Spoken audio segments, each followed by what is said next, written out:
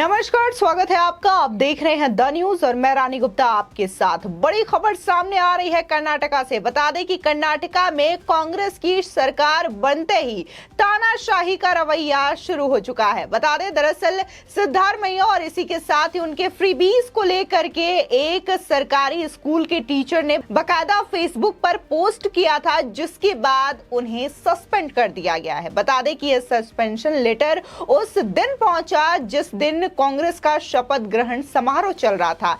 ऐसे में यह बात सामने आती है कि कैसे कांग्रेस की जहां सरकार बनी तो वहीं दूसरी ओर तानाशाही का रवैया शुरू हो चुका है। आपको बता दें कि वहीं दूसरी ओर बीजेपी प्रवक्ता शहजाद पूनावाला ने बड़ा हमला कांग्रेस के इस कर्नाटका के मंत्रिमंडल पर भी बोला है। उन्होंने सीधे तौर पर पोस्ट लिखा है। इसी के साथ ही एडीआर की रिपोर्ट साझा करते हुए कहा है कि कैसे कर्नाटका के मंत्रिमंडल में जो 9 मंत्री शामिल हैं, उनमें सभी के सभी मंत्रियों पर कैसे सीरियस क्रिमिनल केसेस दर्ज हैं। इसी के साथ ही सारे के सारे मंत्री करोड़पति की लिस्ट में आते हैं। इनमें से कोई भी ऐसा मंत्री नहीं है जिसकी औसतन जो पूरा का पूरा नेटवर्थ है वो 100 करोड़ से कम का हो। तो ऐसे में ये लोग गरीबों की पीड़ा कैसे समझ सकेंगे।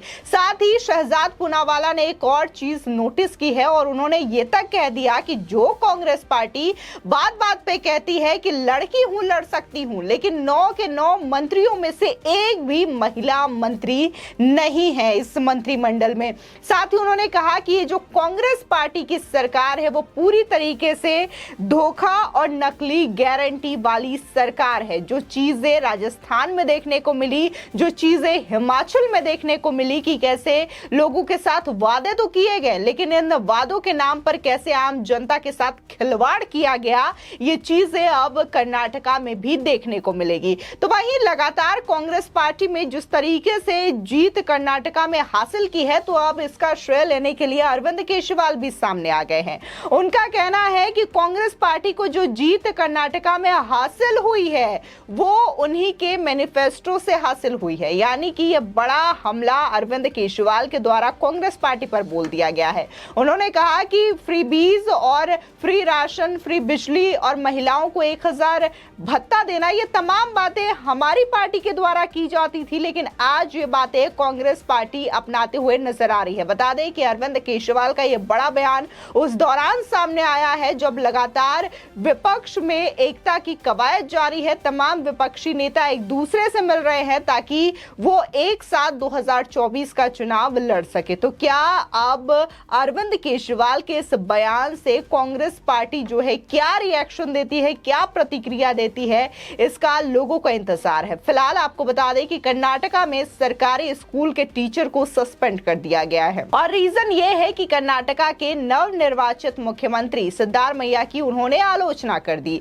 जानकारी के मुताबिक इस शिक्षक ने सोशल मीडिया पर मुख्यमंत्री सिद्धारमैया और उनकी सरकार की नीतियों की आलोचना की। यानी कि जो फ्रीबीज कांग्रेस के द्वारा दी जा रही थी, इस बात को लेकर के उन्होंने बकायदा फेसबुक पर पोस्ट किया, जिसके बाद यह कार्रवाई की गई।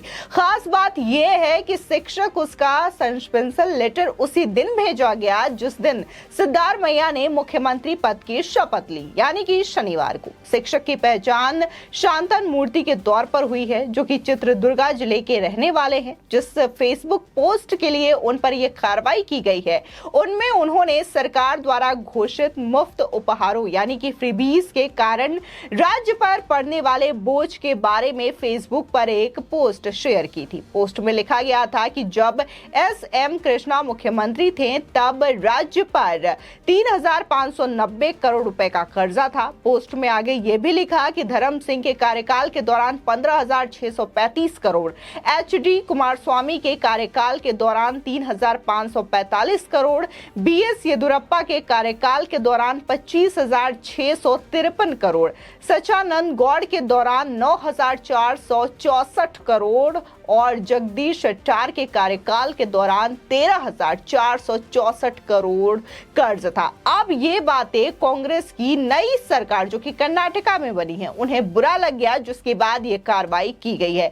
यानी कि साफ ये तानाशाही दिखा रही है कि अब अगर कर्नाटका में कोई भी कांग्रेस के खिलाफ बोलता है तो उसके हालात क्या होने वाले हैं। वहीं दूसरी ओर मुख्यमंत्री अरविंद केजरीवाल ने कहा है कि कर्नाटका में कांग्रेस आम आदमी पार्टी के मैनिफेस्टो पर चुनाव जीती है। आम आदमी पार्टी कहती है कि हम बिजली फ्री देते हैं तो कांग्रेस ने भी बिजली फ्री देने की बात कर दी।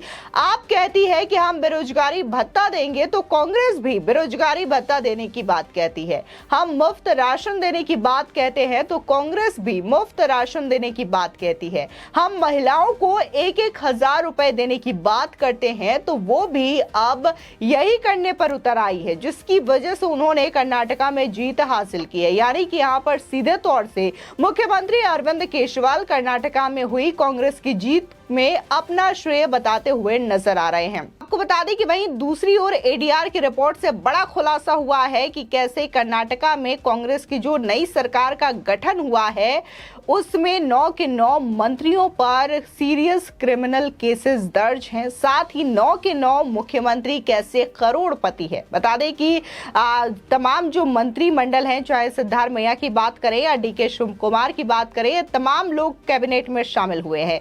इस बीच कर्नाटका के कैबिनेट को लेकर के बड़ी जानकारी सामने आई है। कर्नाटका इलेक्शन वॉच और एसोसिएशन फॉर डेमोक्रेटिक रिफॉर्म यानी कि एडीआर की रिपोर्ट के मुताबिक कर्नाटका सरकार में शामिल मुख्यमंत्री सिद्धार्थ मैया सहित 9 मंत्रियों के ऊपर आपराधिक मामले दर्ज है। यही नहीं, रिपोर्ट ये भी बताती है कि ये सभी मंत्री करोड़पति भी हैं।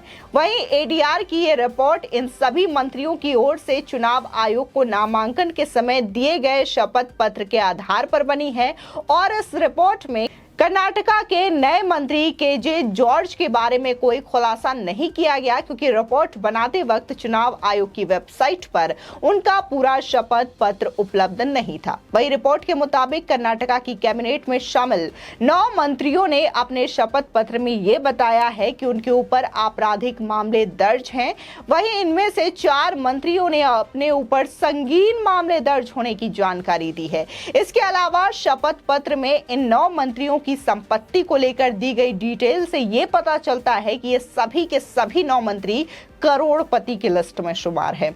एडीआर की रिपोर्ट बताती है कि 9 मंत्रियों की औसत संपत्ति करीब 229 करोड़ रुपए है। वहीं कर्नाटका सरकार में शामिल इकलौते डेप्यूटी सीएम सबसे रईस मंत्री है, जिन्होंने अपने पास कुल 1,413 करोड़ रुपए की संपत्ति का खुलासा किया है। इसके अलावा कांग्रेस अध्यक्ष मल्लिकार्जुन खड़गे के बेटे प्रियांक खड़गे संपत्ति के मामले में कैबिनेट में सबसे पीछे हैं। उनके पास कुल 16.83 करोड़ रुपए की संपत्ति है। आपको बता दें कि प्रियांक खड़गे वही है जिन्होंने प्रधानमंत्री मोदी को लेकर के व्यक्तिगत टिप्पणी की थी और ये कहा था कि वो एक नालायक बेटे हैं। फिलहाल इसमें देखा जा सकता है कि कैसे जिस तरीके से बीजेपी प्रवक्ता ने बड़ा हमला बोला है कि जो कांग्रेस पार्टी कहती है वो चीजें कर्नाटका की नई गठित सरकार में नहीं देखने को मिल रही है। महिलाओं की बात करती है लेकिन ये चीजें नहीं देखने को मिल रही है। एक भी महिला मंत्रिमंडल में शामिल नहीं है और साथ ही बोलते हैं कि अभिव्यक्ति की आजादी है, बोलने की स्वतंत्रता है, लेकिन जब एक टीचर उनके फ्रीबीज को लेकर के इस तरीके से फेसबुक पर एक पोस्ट करता है तो उसे ही सस्पेंड कर दिया जाता है। फिलहाल इस खबर को लेकर के आपकी क्या राय है हमारे कमेंट सेक्शन में जरूर बताएं। आगे की और भी अपडेट के लिए चैनल को सब्सक्राइब करना ना भूलें।